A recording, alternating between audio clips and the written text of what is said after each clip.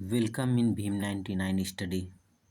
विद्यार्थियों, आज हम कक्षा 10 का अध्याय 1 रासायनिक अभिक्रियाएं एवं समीकरण पढ़ेंगे। तो चलिए वीडियो को स्टार्ट करते हैं।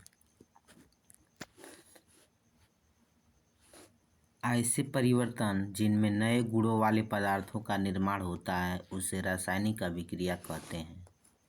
तो ऐसे परिवर्तन जिनमें नए गुणों वाले पदार्थों का निर्माण होता है उसे रासायनिक अभिक्रिया कहते हैं। जैसे H2 plus O2। H2 gas है, O2 भी गैस है और ये दोनों मिल करके H2O जल बना देते हैं जो कि द्रव है, लिक्विड। तो ऐसे परिवर्तन जिनमें नए गुणों वाले पदार्थों का निर्माण होता है उसे रासायनिक अभिक्रिया कहते हैं। गैस से ये गैस दोनों हाइड्रोजन गैस और ऑक्सीजन गैस लिक्विड बना दिया, द्रव बना दिया, तो ये नया गुण हो गया।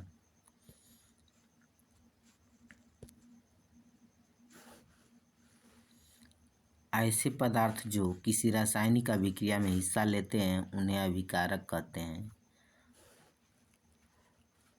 और जो इनसे रिजल्ट प्राप्त होता है, नई चीज़ें जो प्राप्त होती है उसे उत्पाद कहते हैं। जैसे H2 plus O2 is equal to H2O में हाइड्रोजन और ऑक्सीजन अभिकारक है, हाइड्रोजन और ऑक्सीजन अभिकारक है जबकि जल उत्पाद है।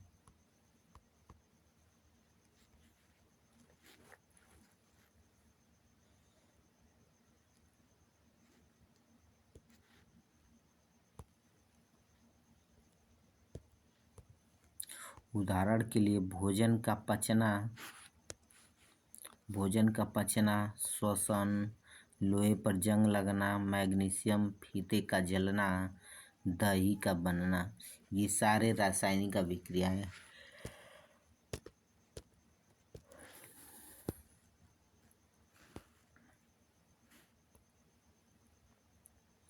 रासायनिक अभिक्रिया के प्रेक्षण। अगर कोई रासायनिक अभिक्रिया होगी तो उसके साथ साथ क्या क्या होगा? तो पहले चीज़ अवस्था में परिवर्तन, यानी कि गैस है, ठोस है, द्रव है, तो ये आपस में इनकी अवस्थाएं चेंज हो सकती हैं।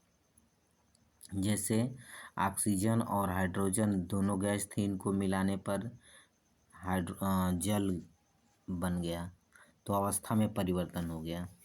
रंग में परिवर्तन, जब कोई रासायनिक अभिक्रिया होती है तो रंग में भी परिवर्तन होता है। तापमान में परिवर्तन हो सकता है और गैस निकलता है। जैसे कि यदि हम H2SO4 की अभिक्रिया, यदि H2SO4 की अभिक्रिया अगर हम जिंक से करा दें तो यहाँ पर जिंक हाइड्रोजन को हटा देगा, बन जाएगा जिंक सल्फेट प्लस हाइड्रोजन। तो हाइड्रोजन गैस यहाँ पे निकल गई। जब कोई रासायनिक अभिक्रिया होती है तो गैस भी निकल सकती है।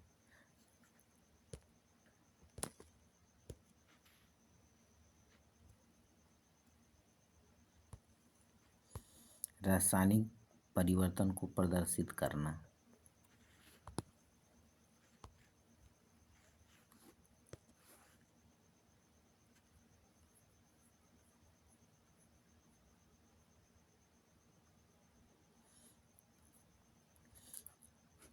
जब किसी अभिक्रिया को पूर्ण किया, जैसे जिंक हाइड्रोजन सल्फेट से अभिक्रिया करके जिंक सल्फेट और हाइड्रोजन गैस बनाता है।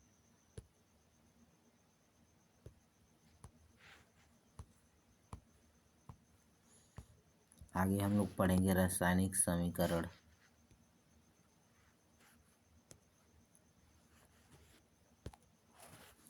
रासायनिक अभिक्रिया रासायनिक समीकरण द्वारा निरूपित की जाती है। रासायनिक समीकरण में तत्वों के प्रतीक या अभिकारक और उत्पादों के रासायनिक सूत्र उनकी भौतिक अवस्था के साथ लिखे जाते हैं।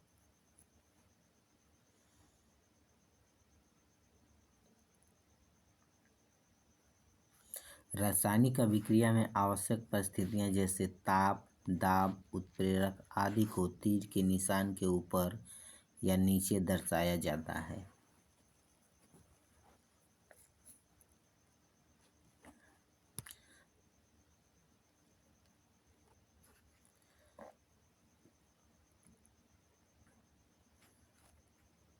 अर्थात यदि कोई रासायनिक अभिक्रिया हुई, जैसे H2 ये गैस है तो इसको गैस लिखेंगे जी। ऑक्सीजन O2 ये भी गैस है तो इसको गैस लिखेंगे जी। और इनसे अगर बन रहा है जल H2O तो इसको लिखेंगे, इसकी भौतिक अवस्था लिक्विड L। तो इनकी भौतिक अवस्थाओं को रासायनिक अभिक्रिया में साथ साथ लिखते हैं और तत्वों के प्रतीकों या यौगिकों के सूत्रों द्वारा इसे प्रदर्शित किया जाता है। यदि कोई गैस रहेगा तो गैस को ऐसे तीर द्वारा दिखाते हैं, और कोई चीज़ रहेगा जो जल में अवक्षय के रूप में बैठ जाएगा तो इसे नीचे तीर द्वारा प्रदर्शित करते हैं। आगे पढ़ेंगे रासायनिक अभिक्रियाओं को संतुलित करना। रासायनिक अभिक्रियाओं को संतुलित करना तो द्रव्यमान संरक्षण का नियम किसी भी रासायनिक अभिक्रिया में द्रव्यमान को न तो निर्माण होता है और न ही विनाश होता है।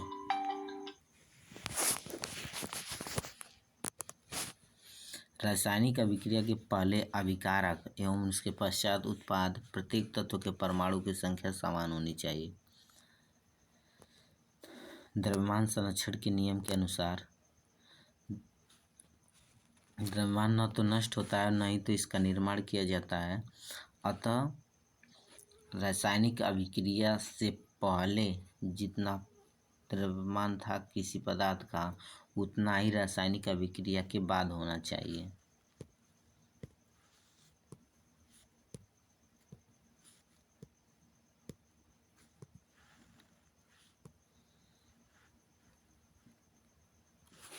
संतुलन करने का तरीका चरण 1 है, रासायनिक समीकरण को लिखकर प्रत्येक सूत्र के चारों ओर बॉक्स बना लीजिए। जैसे हमारे पास एक अभिक्रिया है Fe plus H2O equal to Fe2O3 plus H2। तो जब इसको संतुलित करना होगा तो सारे सूत्रों के यहाँ एक बॉक्स बना लीजिए, अर्थात इस बॉक्स के अंदर कुछ नहीं करना है, जो भी करना है बाहर से करना है गुणा। संतुलित करते समय बॉक्स के अंदर कुछ भी परिवर्तन नहीं कीजिए। चरण 2 है, समीकरण में उपस्थित विभिन्न तत्वों के परमाणुओं की संख्या नोट कर लीजिए। जैसे इसके परमाणु की संख्या 1 है, इसके परमाणु की संख्या 1, इसके परमाणु की संख्या, या H2 परमाणु इधर H2 की परमाणु की संख्या 2 है, ऑक्सीजन 1 है, इधर Fe2 है, ऑक्सीजन 3 है, हाइड्रोजन 2 है।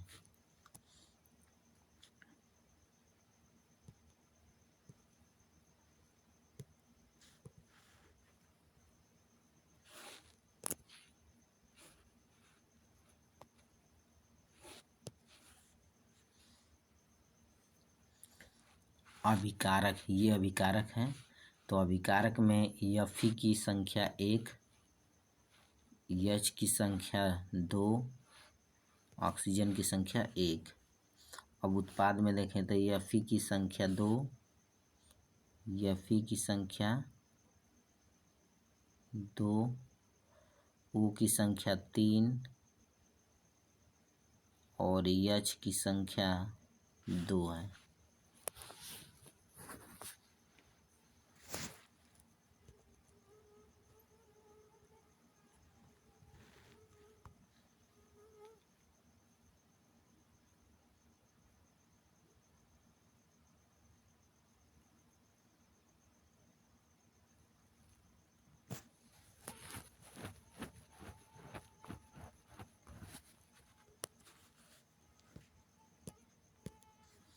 यहाँ पे Fe3O4 कर लेते हैं, Fe3O4।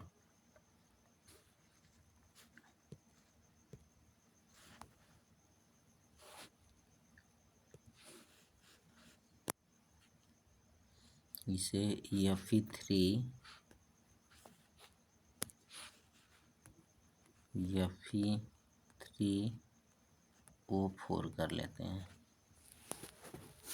यानी कि Fe की संख्या 3 है, ऑक्सीजन की संख्या 4 है।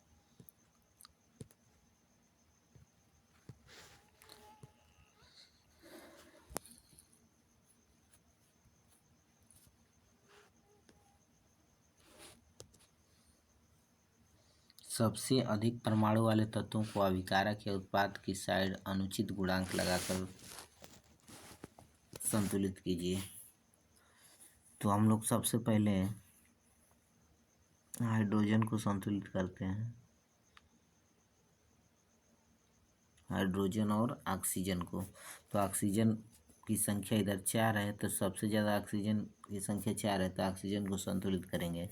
इधर 4 ऑक्सीजन है, इधर 4 करने के लिए आगे 4 का गुणा कर देंगे, तो इधर हाइड्रोजन 8 हो जाएगा। इस 4 का 2 में गुणा हो जाता है, तो 4 दूना के 8, 8 हाइड्रोजन हो गया।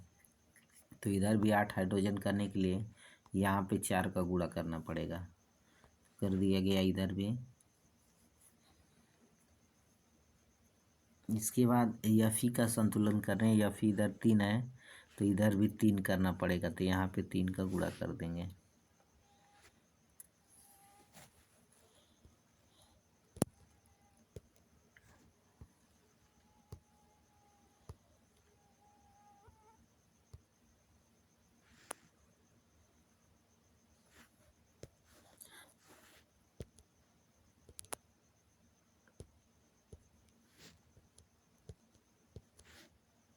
अभिकारक एवं उत्पादों की भौतिक अवस्था लिखना। ठोस के लिए यस लिखना सॉलिड, द्रव के लिए यल लिखेंगे, गैस के लिए जी लिखेंगे, जलीय विलयन के लिए एक्वस AQ लिखेंगे। जैसे 3Fe, तो Fe जो है सॉलिड होता है, लोहा ठोस है, जल H2 भाप है, Fe2O4 प्लस 4H2 और H2 जो है गैस है, तो जी लिखा गया है।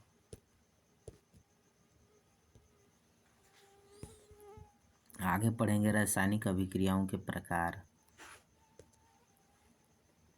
पहला है संयोजन अभिक्रिया। तो इस अभिक्रिया में 2 या 2 से अधिक अभिकारक मिलकर एकल उत्पाद बनाते हैं, यानी कि 2 या 2 से अधिक पदार्थ मिलकर केवल एक नया पदार्थ बनाएंगे। तो A+B मिला है तो C बनाया है। इसी तरह से C+O2 मिल करके केवल एक पदार्थ बनाता है, CO2 गैस।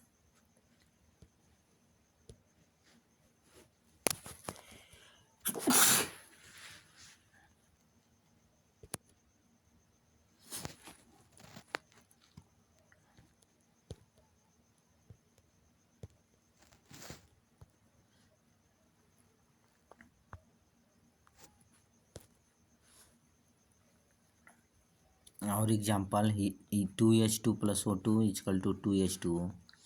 तो हाइड्रोजन और ऑक्सीजन मिलकर के एकल उत्पाद बनाता है जल। आगे पढ़ते हैं ऊष्माक्षेपी अभिक्रिया। जिन अभिक्रियाओं में उत्पाद के निर्माण के साथ साथ ऊष्मा का भी उत्सर्जन होता है उसे ऊष्माक्षेपी अभिक्रिया कहते हैं। जैसे मीथेन गैस और ऑक्सीजन गैस का अभिक्रिया किया जाए तो कार्बन डाइऑक्साइड तथा जल बनेगा। इसके साथ साथ ऊष्मा भी प्राप्त होगी। तो ऊष्मा जब ये ऊष्मा इस अभिक्रिया से ऊष्मा निकल रही है, अतः यह अभिक्रिया ऊष्माक्षेपी अभिक्रिया कहलाएगी।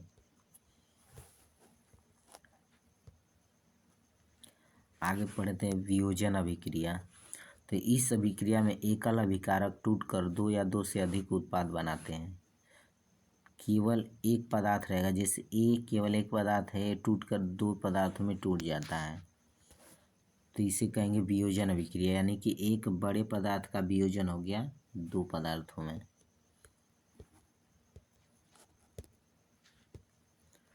ऊष्मीय वियोजन, ऊष्मा द्वारा किया गया वियोजन ऊष्मीय वियोजन कहलाता है।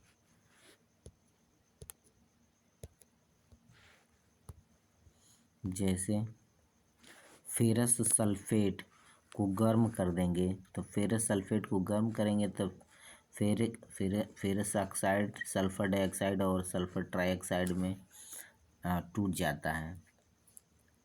इसी तरह से कैल्शियम कार्बोनेट चूना पत्थर को गर्म करने पर यह कैल्शियम ऑक्साइड और कार्बन डाइऑक्साइड बिना बुझा हुआ चूना में बदल जाता है। बिना बुझा हुआ चूना और कार्बन डाइऑक्साइड में बदल जाता है। तो ये वियोजन अभिक्रिया हो गया, क्योंकि कैल्शियम कार्बोनेट का वियोजन कैल्शियम ऑक्साइड और कार्बन डाइऑक्साइड में हो गया। वैद्युत वियोजन, तो विद्युत धारा प्रवाहित करने पर होने वाले वियोजन को वैद्युत वियोजन कहते हैं। जैसे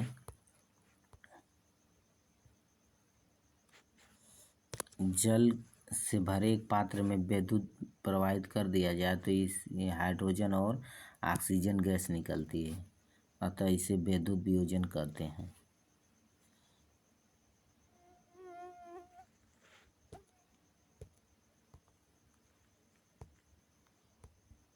प्रकाशीय वियोजन, यदि प्रकाश देने पर वियोजन हो जाता है तो इसे प्रकाशीय वियोजन कहते हैं। जैसे सिल्वर क्लोराइड को सूर्य के प्रकाश में रख दिया जाए तो यह सिल्वर और क्लोरीन में वियोजित हो जाता है। अगला पढ़ेंगे ऊष्माशोषी अभिक्रिया। जिन अभिक्रियाओं में अभिकारकों को तोड़ने के लिए ऊष्मा प्राप्त या विद्युत ऊर्जा की आवश्यकता होती है उसे ऊष्माशोषी अभिक्रिया कहते हैं। यानी कि इसमें यह ऊष्मा को ग्रहण करता है। इस अभिक्रिया को होने के लिए ऊष्मा ग्रहण की जाती है। विस्थापन अभिक्रियाएं, इन अभिक्रियाओं में अधिक क्रियाशील तत्व कम क्रियाशील तत्वों को उसके यौगिक से विस्थापित कर देता है। अर्थात Fe आयरन कापर सल्फेट से अभिक्रिया करता है तो Fe जो है कापर से अत्यधिक सक्रिय धातु है, अतः Fe कापर को इसके स्थान से हटा देगा और बना देगा Fe सल्फेट, यानी कि फेरस सल्फेट और कापर। तो फेरस कापर की जगह पे चला गया और कापर को हटा दिया सल्फेट से, तो अधिक सक्रिय धातु है Fe।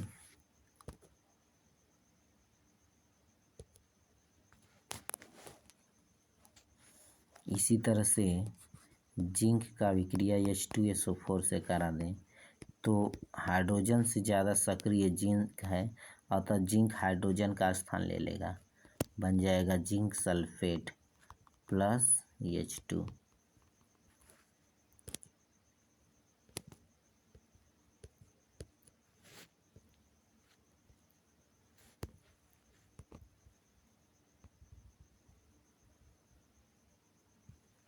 द्विविस्थापन अभिक्रिया, इस अभिक्रिया में उत्पादों का निर्माण दो यौगिकों के बीच आयनों के आदान प्रदान से होता है, तो इसे द्विविस्थापन अभिक्रिया करते हैं। इस अभिक्रिया में यौगिकों का निर्माण दो यौगिकों के बीच आयनों के आदान प्रदान से होता है।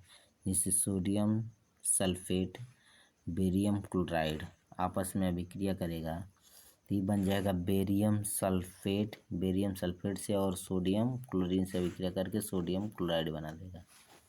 तो ये आपस में स्थान को चेंज कर लिए, इसलिए इसे द्विविस्थापन अभिक्रिया कहते हैं। बेरियम सल्फेट अविलीय अवक्षेप के रूप में निर्माण होता है, तो इसको ऐसे तीर द्वारा प्रदर्शित कर सकते हैं नीचे।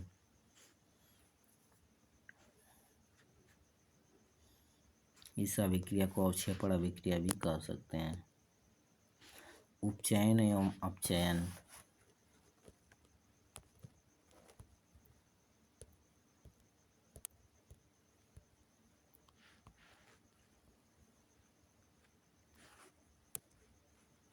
जिस किसी पदार्थ में ऑक्सीजन की वृद्धि होती है उसे उपचयन कहते हैं, और जब किसी पदार्थ में से हाइड्रोजन का ह्रास होता है यानी कि हाइड्रोजन निकलता है, ऑक्सीजन जुटता है और हाइड्रोजन बाहर निकलता है, तो इसे ऑक्सीकरण कहते हैं। जैसे C+O2, तो C में O जुड़ गया तो यहाँ पे देखिए जुड़ गया CO2, तो यहाँ पे कार्बन का ऑक्सीकरण हो गया।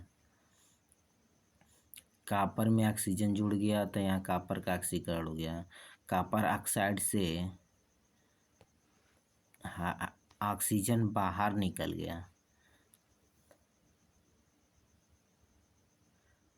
तो ऑक्सीजन बाहर निकल गया तो कॉपर का अपचयन हो गया, अपचयन, और हाइड्रोजन का ऑक्सीकरण हो गया।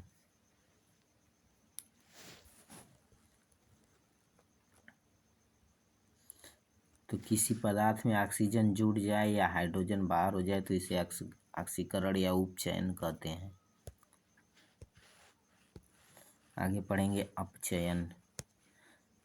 अपचयन जब किसी पदार्थ में ऑक्सीजन की कमी होती है, यानी कि ऑक्सीजन किसी पदार्थ से बाहर निकलता है और हाइड्रोजन जुड़ता है तो इसे अपचयन कहते हैं। यह ऑक्सीकरण का बिल्कुल उल्टा होता है, जिससे कॉपर ऑक्साइड में कॉपर का अपचयन हो गया, क्योंकि यहाँ से ऑक्सीजन निकल गया। देखिए इधर ऑक्सीजन नहीं है।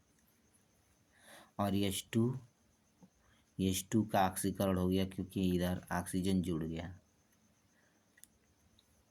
तो ऑक्सीकरण को ही कहते हैं उपचयन।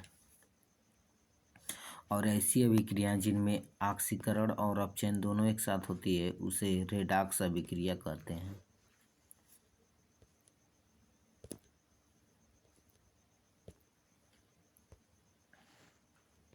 दैनिक जीवन में उपचयन अभिक्रियाओं का प्रभाव।